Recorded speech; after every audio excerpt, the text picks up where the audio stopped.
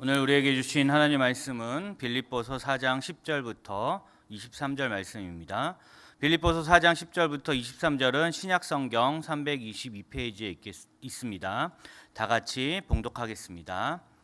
내가 주 안에서 크게 기뻐함은 너희가 나를 생각하던 것이 이제 다시 싹이 남이니 너희가 또한 이를 위하여 생각은 하였으나 기회가 없었느니라. 내가 궁핍함으로 말하는 것이 아니니라. 어떠한 형편에든지 나는 자족하기를 배웠노니 나는 비천에 처할 줄도 알고 풍부에 처할 줄도 알아. 모든 일 곧 배부름과 배고픔과 풍부와 궁핍에도 처할 줄 아는 일체의 비결을 배웠노라. 내게 능력 주시는 자 안에서 내가 모든 것을 할 수 있느니라. 그러나 너희가 내 괴로움에 함께 참여했으니 잘하였도다. 빌립보 사람들아, 너희도 알거니와 복음의 시초에 내가 마게도냐를 떠날 때에 주고받는 내 일에 참여한 교회가 너희 외에 아무도 없었느니라. 데살로니가에 있을 때에도 너희가 한 번뿐만 아니라 두 번이나 나에 쓸 것을 보내었도다. 내가 선물을 구함이 아니요 오직 너희에게 유익하도록 풍성한 열매를 구함이라. 내게는 모든 것이 있고 또 풍부한지라.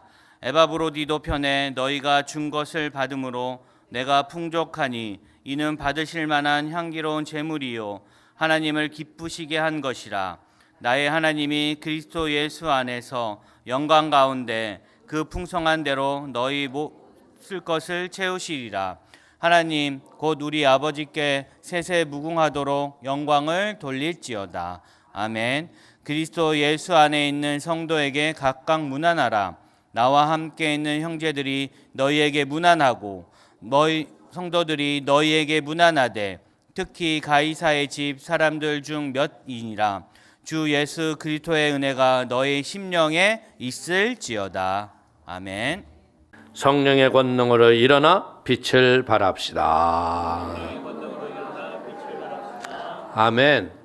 우리가 한 분 한 분이 성령의 귀한 도구들 되셔서 생명의 빛을 비치고 저주와 질병의 어둠이 물러가는 놀라운 역사를 일으키게 되시기를 축원을 드리겠습니다.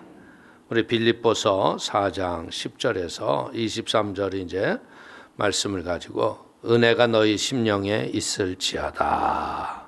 아멘. 이제 우리 4장 마지막 부분이죠. 이제 바울이 뭐를 얘기하는 거예요?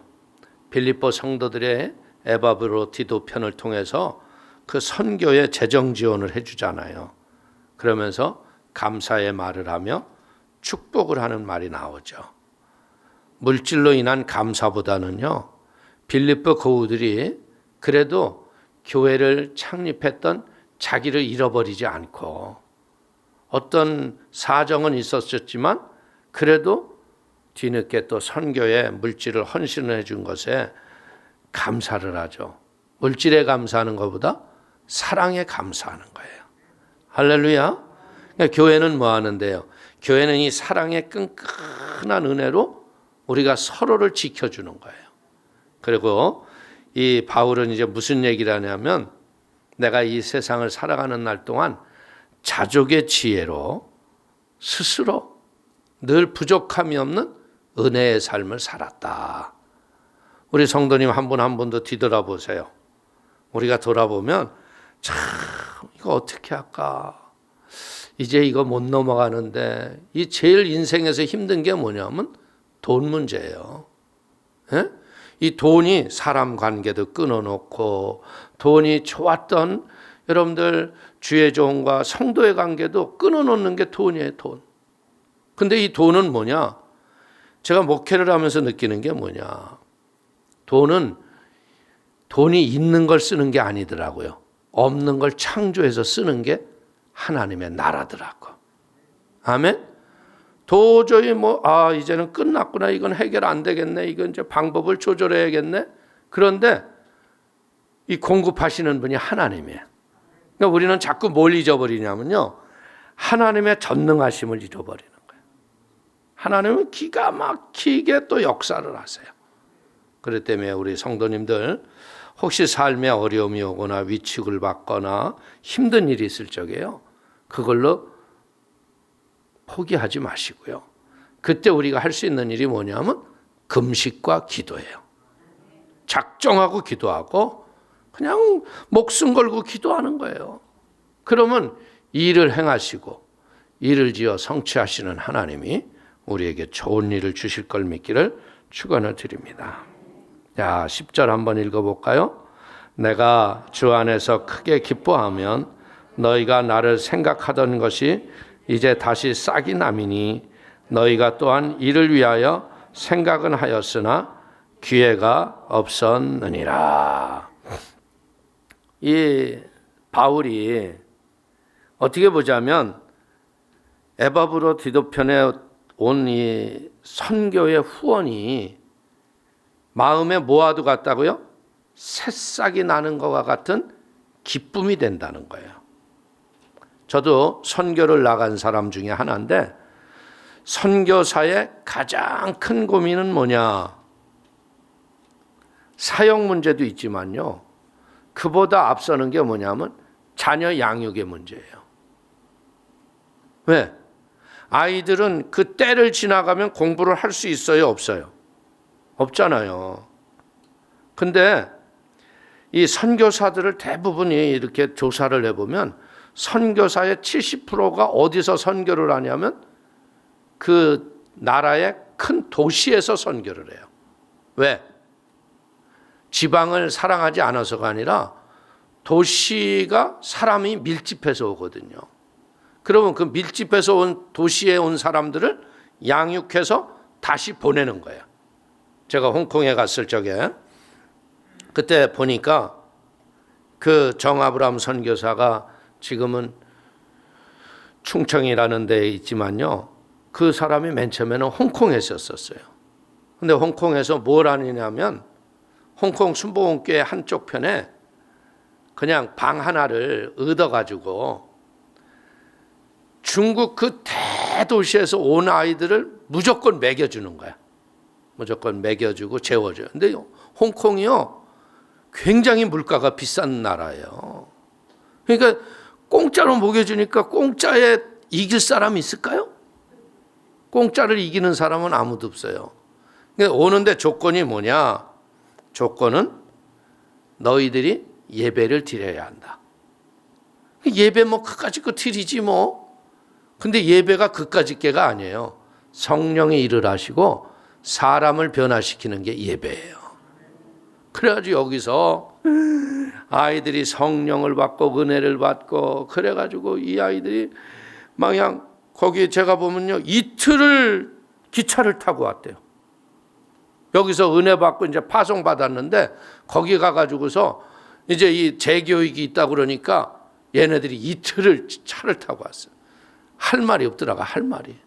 근데 그 아이들이 다 뭐냐? 불덩어리에 불덩어리. 심지어 그 중에 어떤 애들이 있었냐면요. 삼성에서 일을 하는 거야, 삼성. 근데 얘가 예수를 만난 거야. 사명대로 살까, 삼성에서 일하고 살까, 갈등이 됐을까, 안 됐을까? 얼마나 갈등이 돼요. 근데 이 아이들이 삼성을 포기하고, 진짜 주님 위해서 헌신하는 걸 보고, 저게 복음의 능력이구나. 사람은 떡으로만 사는 게 아니라 하나님의 입으로 나오는 말씀으로 말미암아 사느니라. 아멘. 여러분들, 도시에 선교사가 머무는 이유 중에 하나는 도시에서 선교가 되기 때문에 하는 것도 있지만 두 번째로는 뭐예요? 자녀 교육을 하려면 도시에서 머물러야 돼요. 선교사의 어려움은 뭐예요? 첫째, 언어 문제. 그리고 문화적인 이질감. 본국의 가족에 대한 그리움. 그런 상황에서요, 만약에 선교 지원이 끊어진다면 얼마나 어렵겠어요. 그리고 우리 이 여의도 순복음교회에서 조영기 목사님이 했던 선교 정책 중에 하나가 뭐냐면 교민 선교사는 선교비가 없어요. 그러니까 맨 땅에 헤딩해서 먹든지 죽든지 살든지 살면 제자고 그냥 망하면 그냥 끝이에요. 야, 그러니 이 자족이라는 말을 우리가 안 할 수가 없어요. 왜? 여의도 순복음교회 조 목사님 밑에 있을 적에는 얼마나 많은 성도들이 있어요. 내가 잘나서 하는 줄 알았잖아. 그러니까 이 잘난 사람이 어디를 선교를 가니까 날 보고 누가 많이 올 줄 아는데 나라는 사람이 있어 없어? 아무도 없어. 야, 성도들은요 빈 의자가 앉아있는 사람보다 많고 지금 같은 거야. 그래도 이게 많은 거예요. 에? 그런데 방법이 없어. 방법은 뭐야? 기도밖에 없어요. 지금 우리도 이 환난을 이기는 방법은요, 우리가 비록 많이 모이지 못하지만요, 여러분들이 저녁에 반드시 모이셔서 여러분들 교구별로 하는 기도에 열심히 기도를 통해서 이 위기를 이기기를 축원을 드립니다. 그래서 제가 저와 우리 아이들 2학년, 5학년 초등학교 아이들 데리고 매일 저녁에 가서 기도하는 거예요. 2시간, 3시간을. 어떤 때는 우리 가족만 해요. 재직들 몇 명 나오기도 하죠. 근데 6개월을 넘어서 하니까 이 기도를 들으시는 하나님, 그 하나님이 응답을 주시더라 이거예요. 오늘 바울이요 옥에 갇히기 전에 어떻게 보자면 선교 후원이 끊어진 거예요. 그러다 보니까 여러분들 이 자족의 지혜와 인내를 배우는 중에 있잖아요. 그럴 적에 감옥에 갇혀 있는데 에바브로디도가 선교비를 가져왔어. 이 기쁨은 얼마나 컸을까요? 여러분들 선교 후원은요 성도들의 선물을 풀어보는 기쁨이고 자신의 고난을 이해하며 함께 마음으로 응원하는 기쁨을 새싹으로 바울이 표현한 거예요. 얼어붙은 동토의 땅에 봄에 싹 하나 올라와 봐요. 얼마나 생명의 신비가 대단합니까? 오늘 선교헌금은 뭐예요? 아, 생명을 주는 새싹이구나. 그렇기 때문에 마음과 정성으로 선교후원에서 승리하는 복 있는 성도가 되기를 축원을 드립니다. 자족할 줄 아는 사람은요 감사할 줄 알고요 배려하는 마음을 갖는 거예요. 이 선교후원이 끊어졌다가 다시 시작이 되니까요 그 자체가 사랑을 기억하는 것이죠. 사랑의 선물을 보내주는 거예요.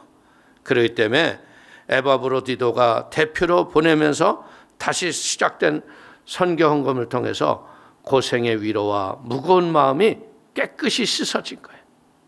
오늘도 우리 사랑하는 성도님들이 우리가 결국은 우리가 예수님 다시 오시는 그날까지 우리 신앙생활 하는 거 아니에요. 그날까지는 선교가 머무를 수 없는 거예요. 이번에 참 가슴 아픈 것 중에 하나가 뭐냐면 매월 우리가 선교대회를 하잖아요. 그런데 그 선교대회가 취소가 됐어요. 그러니까 벌써 선교사님들이 무거운 마음을 이렇게 글로 보내더라고. 아, 이날만 기다려왔는데. 왜냐하면 저도 우리 애들이랑 선교대회 기다릴 적에요. 그런 게 많아요. 선교대회에서 영적인 은혜도 중요하지만요. 육적인 혀의 만족도 대단히 중요해요. 왜냐하면 그냥 요번에 가면 아빠 이 독일에서는 못 먹는 게 이 아구찜이야. 아구찜. 우리 아구찜 마포에 가서 꼭 먹자. 그러면 이제 아구찜. 그다음에 또 이제 뭐 아빠 이번에는 수원갈비 좀 먹고 싶어. 그러면 수원갈비. 뭐 또 냉면, 비빔면, 회비면. 어우 너무 맛있어. 그럼 뭐 그 쓰는 게요.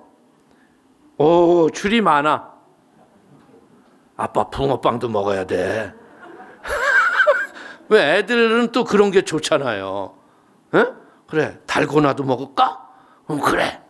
그리고 한 번은 제가 잊어버리지 않는 것 중에 하나가 뭐냐면 안현 목사가 왔는데 목사님 순대가 먹고 싶어요. 그래가지고 그놈은 순대를 찾아 나갔는데 이게 늘 보이던 순대집이요 찾으니까 안 보여요. 그 순대를 그냥 한 접시 사다 줬더니 선교사님들이 얼마나 좋아서 먹는지 몰라. 어쩌다가 먹는 얘기로 갔을까. 할렐루야. 자, 우리 11절 12절 한번 읽어볼까요? 내가 궁핍함으로 말하는 것이 아니니라. 어떠한 형편에든지 나는 자족하기를 배웠노니 나는 비천에 처할 줄도 알고 풍부에 처할 줄도 알아. 모든 일 곧 배부름과 배고픔과 풍부와 궁핍에도 처할 줄 아는 일체의 비결을 배웠노라. 아멘. 예수 안에서 우리가 배울 것은 뭐냐면 주 안에서 자족하는 거, 이게 신앙의 필수적인 거라는 거야. 자족은요, 환경과 상관없이 스스로 만족할 줄 아는 자기 충족감이죠. 교만하지 않고 비굴하지 않아서 내적인 만족감이나 유혹이나 시련을 우리가 거뜬히 이기는 게 자족인 걸 믿기를 축원을 드리겠습니다. 그래서 하나님은 주의 종을 부르실 때 보면요, 꼭 이 물질 훈련이 있어요. 여러분들 주의 종으로 부름 받았는데 나는 뭐 하나도 연단도 없고 막 너무 순탄하게 왔다 그러면 그거 좀 생각해 봐야 돼. 그렇다고 해서 꼭 이런 고난을 받아야 한다는 건 얘기는 아닌데요. 제가 보기에는 95% 이상이 주의 종은요, 이 떡으로만 사는 게 아니라 하나님의 말씀으로 사는 훈련을 뛰어넘어야 돼. 이걸 뛰어넘지 못하면 어떻게 돼요? 물질에 종로로 탈 수밖에 없어요. 매여서 살 수밖에 없는 거야. 왜? 이걸 뛰어넘지 못하면 성도들을 사랑하는 것이 막 돈 있는 사람만 보면 밝게 활짝 웃고 할렐루야 이러고, 없는 사람 보면 할렐루야 이러면 돼요, 안 돼요? 교회는 소금의 고루함과 같이 다 사랑받기 원하는 사람들 아니야. 아멘? 이게 근데 여러분 말은 그렇지만 참 쉽지 않아요. 사람의 마음이라는 게 자기에게 잘해주고 편한 사람을 반가워해요. 그러니까 이걸 뛰어넘을 줄 알아야 돼. 그렇기 때문에 자족하는 신앙은 뭐냐? 삶 속에서 인내를 통해서 배우게 하는 걸 믿기를 축원을 드립니다. 그래서 여러분들 우리가 감사도 그런 게 있잖아요. 감사는 만일의 감사. 하나님 이렇게 해주면 내가 감사할게요. 이 조건부의 감사. 그 다음에 또 무슨 감사? 하나님 이렇게 해주셨기 때문에 감사해요. 좋은 곳에서만 감사하고 나쁜 곳에는 원망이나 불평하고 이런 건 아니에요. 그러나 진정한 감사는 뭐예요? 어떤 것에서도 그럼에도 불구하고 감사. 할렐루야.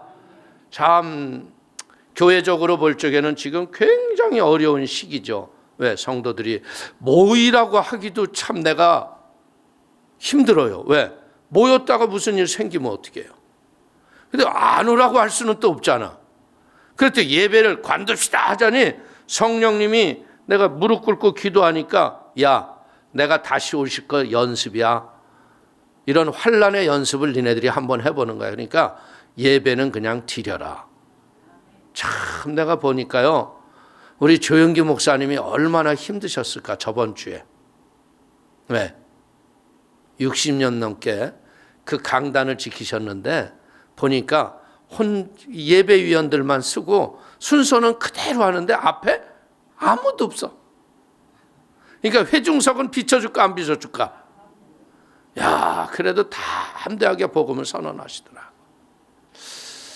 이런 재앙이 어디서 왔을까? 이 재앙은요, 누구 때문이 아니에요. 하나님이 우리를 영적 훈련으로 바로 세워가는 과정인 걸 깨닫기를 축원을 드립니다. 그렇기 때문에 이때 우리가 뭐예요? 그럼에도 불구하고 감사해야 돼요. 하나님, 우리가 이런 환난에 이제 진짜 우리가 생각할 수 없는 환난을 들어갈 수도 있어요.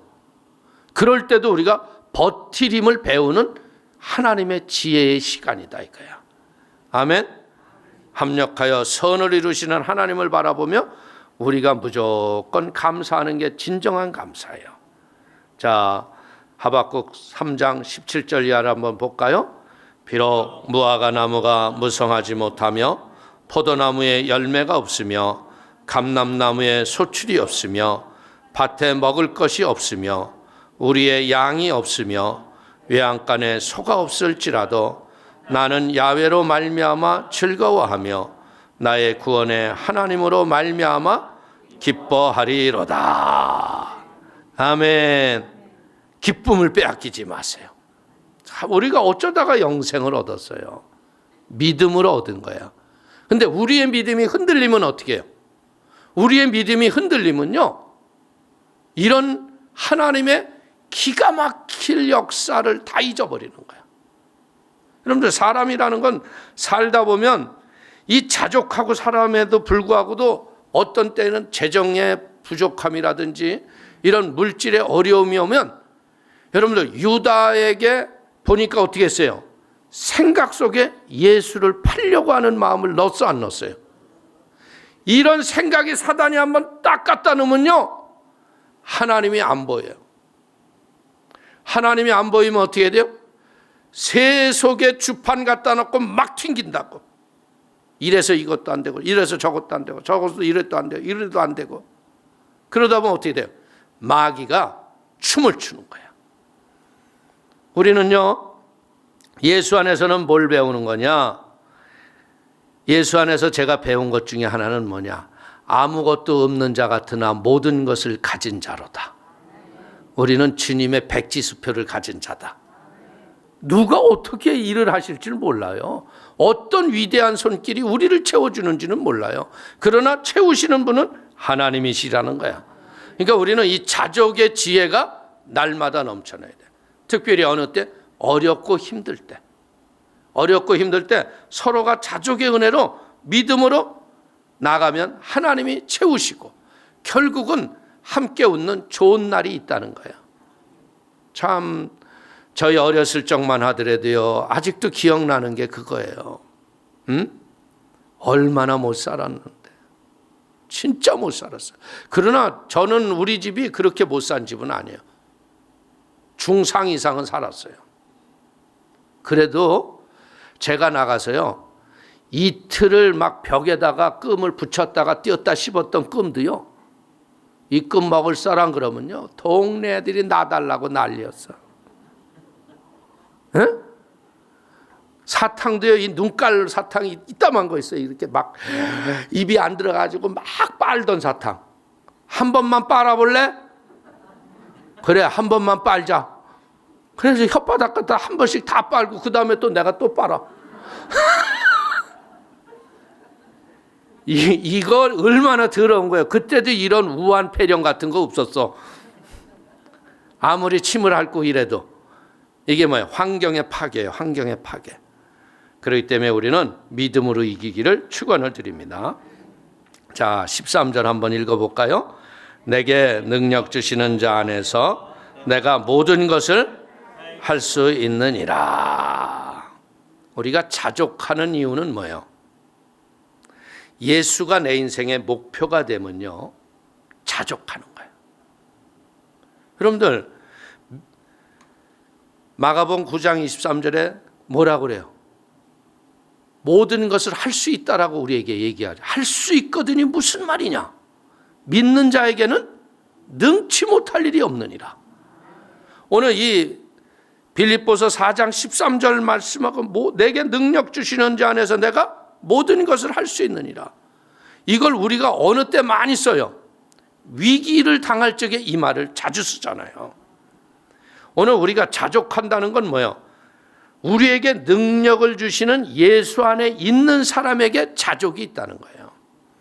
예수 밖에 있으면 자족이라는 건 올 수가 없어요. 왜? 이 예수 안은 뭐예요? 예수는 놀라운 게 뭐예요? 창조주예요. 입술로 선포하면 말하는 대로 되는 거예요. 오늘 그렇기 때문에 우리가 예수의 이름이 있고 예수의 피가 있으면 우리는 고난을 이기는 힘이 예수의 이름에 있기 때문에 고난을 이기는 거예요. 보세요. 바울이요, 얼마나 어려움을 당합니까? 바울이 보자면 복음을 전하면서도요, 유대인으로부터 인하여 핍박도 당하고 죽을 위기도 당해요. 그러나 바울은 두려워하지 않아요. 왜? 하나님이 와서 말씀해 주시거든. 자, 사도행전 18장 9절 이하를 보세요. 밤에 주께서 환상 가운데 바울에게 말씀하시되 두려워하지 말며 침묵하지 말고 말하라. 내가 너와 함께 있음에 어떤 사람도 너를 대적하여 해롭게 할 자가 없으니 이는 이 성중에 내 백성이 많음이라 하시더라. 그 상황은 뭐냐면 지금 예수를 잘못 얘기했다가는 이게 죽을 수도 있는 거예요. 두려움이 얼마나 오겠어요. 근데 하나님이 밤에 오셔서 두려워하지 말고 네가 믿음으로 말을 선포해라. 힘든 상황이 올 적마다 그 칙칙한 밤, 여러분들 어려움과 힘든 일이 있을 적에 낮보다 밤이 힘들어요. 그렇죠? 그냥 우리가 힘들 적에 그냥 막 밤에 그냥 잠을 디립디립 베드로처럼 자면 얼마나 좋을까?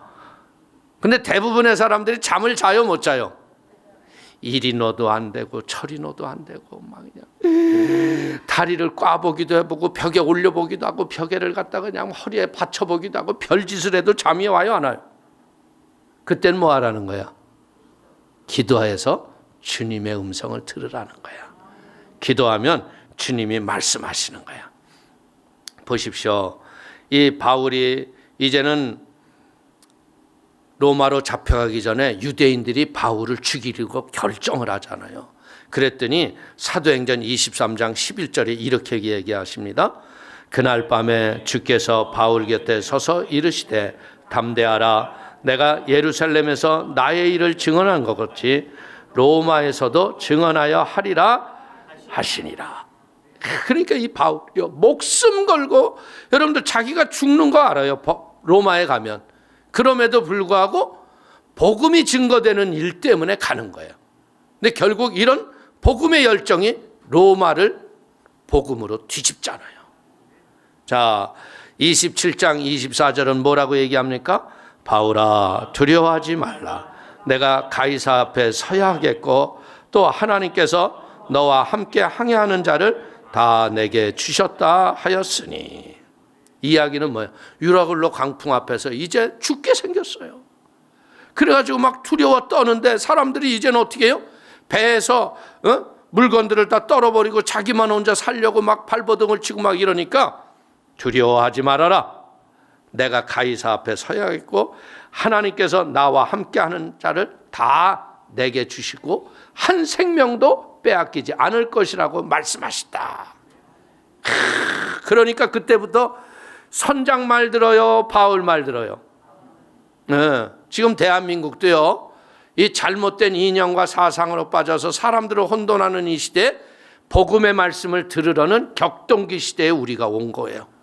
이때 교회는 바른 말을 해야 됩니다. 온전한 진리를 얘기해야 돼요. 이단 사이비에 시한부 종말론에 빠져가지고요, 그들이 나는 너무나 불쌍한 거야. 왜? 아무리 노력해도 인생에 희망도가 꿈이 없는 거야. 근데 어디서 이상한 꿈을 얘기하는데 이것에 사람들이 다 빠져버린 거야. 야, 얼마 안 있으면 우리가 영원한 신천신지 새하늘과 새 땅에서 우리는 그냥 하나님의 영화로운 상과 면류관은, 야, 멋있는 인생이 우리에게 있다는 거야. 그러기 위해서는 우리는 무조건 이것에 순종해야 한다는 거야. 이것에 미친 거예요. 근데 우리는 알아야 돼요. 그것은 비진리입니다. 여러분들 어떻게 14만 4천만 구원받아? 예수님은 천하 만민이 구원을 받기를 원하는 거야. 그러니까 저는 느끼는 게 뭐냐면 이 마지막 때 이단들에게 그게 비진리인 걸 알게 하고 하나님이 직접 나오라고 그러는 거야. 이성이 있는 사람이면 알아야지. 아, 이게 잘못된 거구나. 그리고 천안, 여러분들 아산 이쪽에서 그냥 줌바 아줌마 춤 가르쳤던 선생님이 정명석이 그 이단 사입이 끈앞풀이래잖아. 그걸로 인해서 거기도 그냥 막 이 우한 폐렴이 막 퍼져나가고 있어요. 이것은 뭐야? 하나님이 간섭하시는 거예요. 할렐루야. 오늘 바울에게 위로와 격려를 하나님이 하시는 이유는 뭐예요? 바울이 고난과 어려움을 모르기 때문에요? 아니에요. 바울 스스로가 인생의 목표가 예수의 복음이 전해지는 것을 목표로 했기 때문에 하나님이 능력을 베푸시는 거예요. 그 유라굴로 강풍도 이기게 하시고 사람들의 괴계와 술수도 이기게 하시고 어떤 형편에서도 자족하는 은혜를 주시는 거예요. 빌립보서 1장 20절 이하를 보십시오. 나의 간절한 기대와 소망을 따라 아무 일에든지 부끄러워하지 아니하고 지금도 전과 같이 온전히 담대하여 살든지 죽든지 내 몸에서 그리스도가 존귀하게 되게 하려 하나니 이는 내게 사는 것이 그리스도니 죽는 것도 유익함이라. 아멘. 오늘 여기서 배우는 게 뭐예요? 살든지 죽든지 내 몸에서 그리스도가 존귀하게 되기를 원한다. 아멘. 우리가 무엇을 하든지요, 예수의 영광이 드러나는 은혜가 있어야 돼. 사람들은 하는 일이 뭐냐면요, 살든지 죽든지가 아니라 살려고 발버둥치기 때문에 비굴해져서 당이 져지고 파가 져지고 그릇된 일들 인하여 수많은 교회들이 넘어지고 쓰러지는 거예요. 죽자고 덤벼봐요. 죽자고 덤비는데 교회가 왜 망하겠어요? 살자고 하다 보니까 당이 져지고 파가 져지며 이래서 그러니 저래서 그러니 너 때문에 누구 때문에 하다 보니까 교회는 갈라지고 깨지고 사라지는 거예요. 그 때문에 철저하게 살든지 죽든지 내가 사는 것이 그리스도니 죽는 것도 유익함이라. 죽자고 덤벼봐요. 살아납니다. 아멘. 복음과 상관없이 살아가는 사람들에게는 사랑의 매가 필요하지만요, 자족의 지혜를 몸에 익힌 자에게는 능력 주시는 자 안에서 모든 것을 할 수 있습니다. 아멘. 예수를 목표로 삼게 되기를 축원을 드리겠습니다. 자, 15절 16절 한번 읽어볼까요?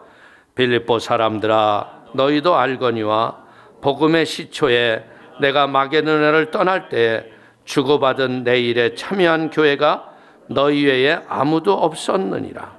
데살로니가에 있을 때에도 너희가 한 번뿐 아니라 두 번이나 나의 쓸 것을 보내었도다. 아멘. 이 복음의 시초라는 건 뭐냐면 이제 바울이 처음으로 이제 선교 여행을 떠날 때죠. 1차 선교 여행. 그리고 두 번째 나오는 거는 2차, 3차 때 이제 파송되어서 나가서 그때 후원했던 이야기를 하는 거예요. 사도 바울은요, 주후 47년경 수리아 안디옥 교회에서 선교사로 파송이 되었고요. 50년경에 제2차 전도여행 마게도냐 지방으로 건너가서 그 지방의 성인 빌립보에서 복음을 전파하는 거예요. 그때 자주장사 루디아를 만나서 교회가 세워졌죠. 여기 주고받는 내일에 참여했다는 것이 뭐예요? 이제 하나님의 예물로 주고받았다는 거죠. 선물로, 각양의 은혜의 것으로 서로 나눔을 통해서 그때 우리가 교제를 이루었다는 거예요. 오늘 바울이 마게도냐 지방뿐 아니라 다른 지방에도 갔을 적에도 너희가 선교의 후원을 통해서 복음을 든든히 전할 수 있는 이런 은혜를 나에게 베풀었다는 거예요. 그렇기 때문에 오늘 데살로니가 갔을 적에도 그들이 거기서 돕고, 한두 번이라는 말은 뭡니까? 몇 번, 여러 번이라는 거예요. 헌금은 뭐예요? 전도와 구제를 위해서 하나님께 바쳐지는 믿음의 정성인 걸 믿기를 축원을 드리겠습니다. 그리고 예물은 뭐냐? 11조는 뭐냐? 여러분들이 알다시피요, 레위기에서 보면 제사장들이 먹고 사는 그 재료가 11조라는 거예요. 그 때문에 철저하게 교회는 뭐 돼야 돼요? 교회는 전도와 선교와 구제에 앞장서서 하나님의 나라를 세워가야 할 걸 믿기를 축원을 드리겠습니다. 자, 17절 또 한번 읽어볼까요? 내가 선물을 구함이 아니요 오직 너에게 유익하도록 풍성한 열매를 구함이라. 여러분들, 성도는 이 헌금이라는 건 뭐예요? 성도의 열매이죠. 하나님께서는 우리가 좋은 행실이 있는 성도가 되기를 원해요. 좋은 나무가 좋은 열매를 맺듯이 구원받고 은혜 받은 성도들은 좋은 열매, 풍성한 은혜에 각양의 예물로 하나님께 영광을 올리는 걸 믿기를 축원을 드립니다. 그렇다고 해서 막 여러분들이 막 진공청소기를 갖다 놓고 티리 빨아내듯이요 헌금을 강요하는 건 아니에요. 헌금은 뭐 하는 거예요? 절대적으로 자원하지 않는 것을 하지 않습니다. 내 마음에서 우러나야 기쁨도 넘치고 은혜도 넘치고 하나님의 감격이 충만해지는 걸 믿기를 축원을 드립니다. 자, 18절 또 한번 볼까요? 내게는 모든 것이 있고 또 풍부한지라 에바브로 디도편에 너희가 준 것을 받음으로 내가 풍족하니 이는 받으실 만한 향기로운 제물이요 하나님을 기쁘시게 한 것이라. 여러분들, 우리가 드려지는 예물이 뭐라고요? 향기로운 제물이다. 바울에게 전달된 선교 헌금은요, 하나님께 드려진 예물이라는 거예요. 구약의 제물이 죄인을 구하든 선교 헌금으로 많은 죄인을 구원을 얻기에 향기로운 제물이 되는 은혜가 이 지구촌에 임하여야 할 걸 믿기를 축원을 드리겠습니다. 저도 참으로 독일에 있을 적에 어떻게 해요? 하나님이 재정을 채워놓으면 어떻게 해야 됩니까? 그랬더니 네가 그냥 받은 연보를 다 그냥 주 앞에 드려라. 그래서 그냥 다 드렸어요. 근데 기가 막히게 하나님이 채워주시더라고. 그러니까 저는 느끼는 게 그거예요. 채우시는 분은 하나님이십니다. 아멘? 그 때문에 여러분들이 인생을 살아가는 날 동안 여기 바울이 뭐라고 그래요? 모든 것이 있고 또 풍부한지라. 이게 진짜 바울이 아주 좋은 것이 넘쳐나서 이랬을까요? 그러지 아니했을지라도 마음에 부족함이 없는 은혜가 있었다는 거죠. 자, 19절 한번 봅니다. 나의 하나님이 그리스도 예수 안에서 영광 가운데 그 풍성한 대로 너희의 모든 쓸 것을 채우시리라. 아멘. 주님을 기쁘시게 했던 나눔은 하나님의 공급으로 바뀌어지는 하나님의 수확을 이해하기를 축원을 드립니다. 빌립보 교회의 헌금에 대한 감사의 글이죠. 우리가 하나님께 드리는 예물은요, 항상 하나님이 주신 것을 감사하면서 드리는 거예요. 그러면 하나님께서 너희의 모든 쓸 것을 채우시는 거예요. 천국은행의 특징은 뭐예요? 드릴 때 아낌없이 드리고 받을 때에는 모든 필요를 채워서 받는 거예요. 그게 천국은행의 특징인 거예요. 아무나 나의 하나님이라고 고백할 수 없어요. 내 필요를 채우시는 하나님을 믿어도요. 보세요. 바울이 태장을 맞을 적에 태장을 살살 때리라고 천사가 와서 이렇게 받아줬나? 맞고서 피가 터졌다고 써있죠. 채찍과 돌로 맞을 때도요. 하나님이 와서 그 돌이 스펀지로 바꿔주셨다. 그런 기록이 있어요? 없어요? 돌로 맞고 깨졌죠. 피가 났죠. 보호하지 않아요. 배가 파선을 당할 때도 배를 지켜주지 않았어요. 어떻게 보자면 바울이 감사하기보다는 원망할 수 있는 상황이 더 많을 수도 있었다는 거예요. 그럼에도 불구하고 바울은 항상 나의 필요를 채우시는 하나님이라. 왜? 비록 내가 가는 과정 속에 고난이 있고 아픔이 있고 눈물이 있고 고통이 있을지라도 합력해서 선을 이루시는 하나님을 믿은 거예요. 그게 몸에 익은 거예요. 그래서 마태복음 6장 33절이 뭐라고 그래요? 그런즉 너희는 먼저 그의 나라와 그의 의를 구하라. 그리하면 이 모든 것을 너희에게 더하시리라. 인생의 가장 큰 힘은 뭐냐? 내 안에서 나오는 힘이에요. 내 마음. 이 마음의 힘은 어마어마하게 큰 거예요. 마음에서 딱 결정된 것은 어떻게 돼요? 어려움이 오든 고난이 오든 위기가 오든 밀어붙입니다. 그러나 마음에서 원하지 않으면 어떻게 돼요? 마음에서 힘이 나지 않으면 손 하나 까딱하기도 싫잖아. 부부가 살다가 그렇게 금실 좋다가도요, 아무것도 아닌데 이게 이 우라가 터졌어. 그러면 여러분들 상 차릴까 안 차릴까? 에? 상 차릴 힘이 없어서 안 차릴까? 에? 아니죠. 꼴도 보기 싫은데. 아유, 저 인간이 뭘 먹고 힘나? 에라 굶고 죽어라. 이런 마음이 이 안에 있을 수가 있다는 거야. 그러니까 그런 마음이 올 적에 예수 이름으로 물리쳐야 돼요. 그래도 지나고 보면요, 그래도 있으니 든든하잖아. 할렐루야. 그렇지? 예, 그냥 웃으면서 하시는 건 동의한다는 거예요, 저게. 힘들어하지 마세요.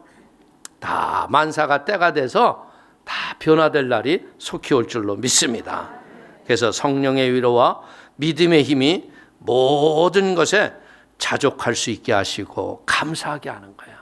그러니까 우리는 성령 충만 받지 않으면 이런 거 다 잊어버리는 거야. 막 성질대로 살고. 여러분들, 사람들이 막 혈기 부리고 화자 내는 사람은 왜 그럴까요? 교만해서 그런 거예요. 왜 화내요? 지 성질을 못 이기니까. 내가 주인이니까 그냥 성질부터 내는 거야. 그래 놓고 나중에 이제 후회하잖아. 그러니까 그러지 말고 성령 충만 받고 내 안의 힘을 다스리는 지혜를 배우세요.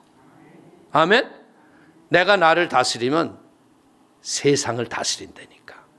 할렐루야. 자, 21절, 22절 보겠습니다.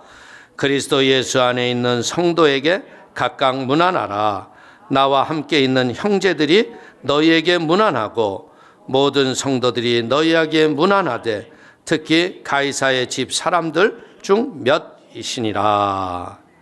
여러분들, 우리가 이제 교회에서 배울 건 뭐냐? 성도들은 서로에게 깊은 관심을 가져야 돼요. 이 마지막 때가 되다 보니까요, 개인주의와 이기주의가 팽배해지죠. 그러니까 어떤 사람들이 있냐면요, 아우 나는 신방 안 받아도 돼요.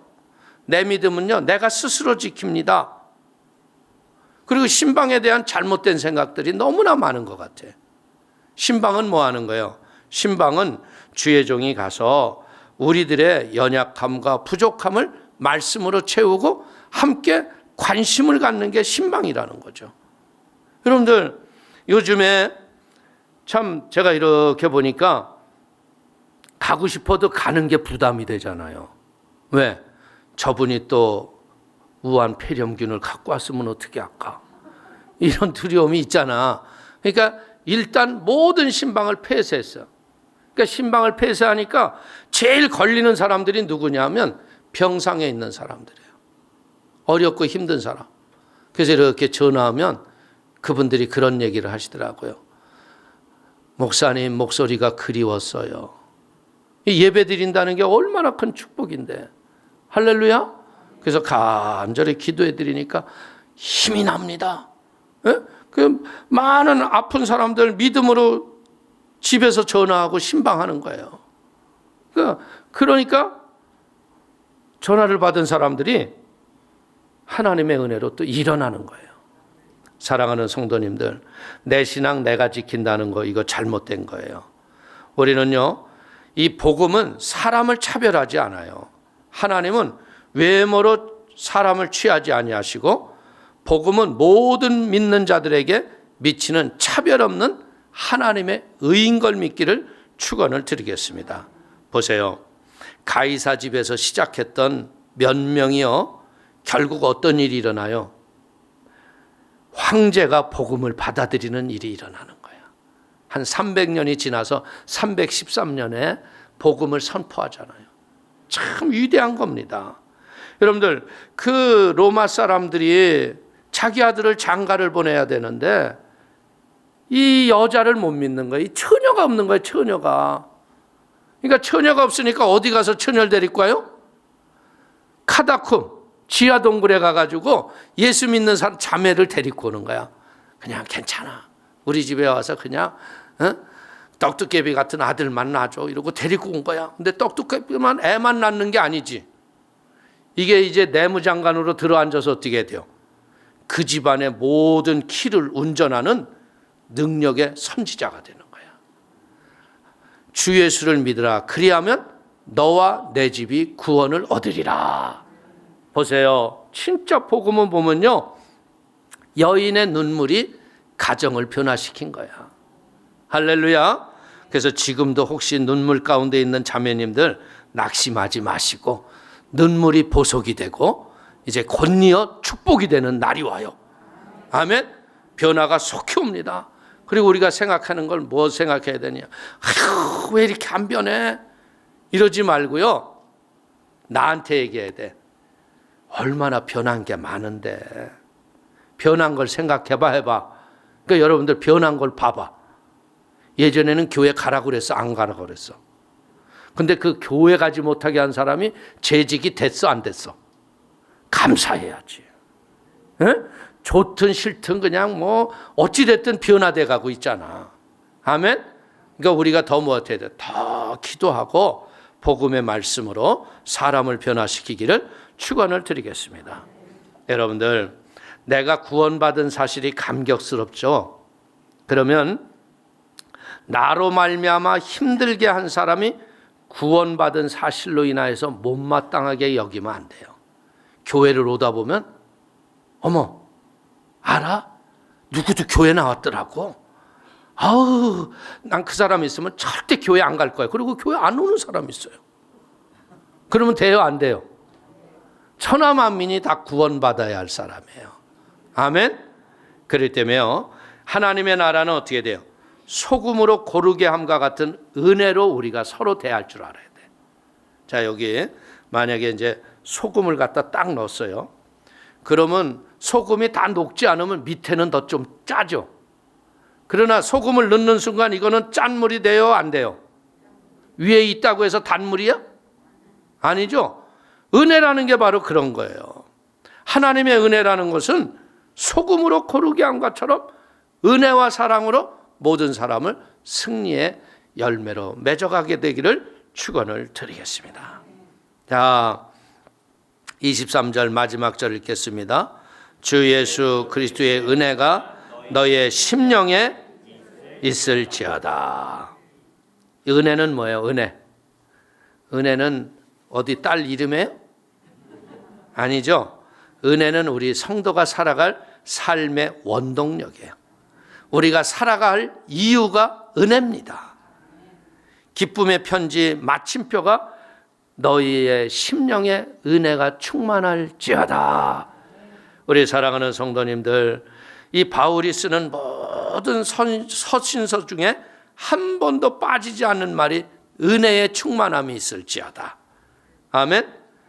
은혜는 뭐예요? 시작과 끝까지 우리에게 필요한 거예요. 은혜는 우리가 살아갈 힘의 근거고요, 원동력인 걸 믿기를 축원을 드립니다.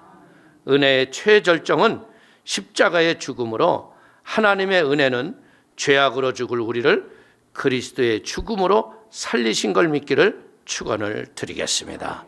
이 귀한 선물을 손에 쥐고 세상을 다스리며 정복하며 승리하며 은혜로 살아야 돼. 세상은요, 하나님이 우리에게 제일 먼저 주신 복이 뭐냐면 정복하고 다스리며 지배하라는 거예요. 이게 타협하고 이것에 굴해서 환경에 무릎 꿇기 시작하면 다 종이 되는 거예요. 마귀의 종이 되는 거예요. 그 때문에 우리는 철저하게, 이제는 어렵고 힘든 인생입니다. 그러나 이런 정복하고 지배하고 다스리는 하나님의 말씀을 가지고 서로를 위로하고 격려해 주세요. 이런 힘을 주는 은혜가 교회 위에 우리 성도님의 생애 속에 가득하게 되시기를 축원을 드리겠습니다. 축원을 드리겠습니다. 기도하겠습니다. 하나님 아버지, 크신 은혜와 하나님의 사랑을 기뻐하고 감사합니다. 아버지, 우리의 힘으로도 능으로도 아니 되어도 오직 야훼의 신으로만이 감당할 수 있습니다. 성령님 도와주셔서 오늘 바울이 그 자족에 기쁨이 있었듯 우리 온 성도들에게 이 자족의 기쁨을 더하게 하시고 믿음의 승리가 있도록 붙잡아 주시옵소서. 악한 저주가 떠나가고 어둠이 물러가고 이 재앙이 이제는 멈추게 하여 주셔서 하나님 회복의 역사를 하나님이 허락하여 주옵소서. 예수님 홀로 영광을 받으심을 감사하며 예수님의 이름으로 축복하기 돌려옵나이다. 아멘.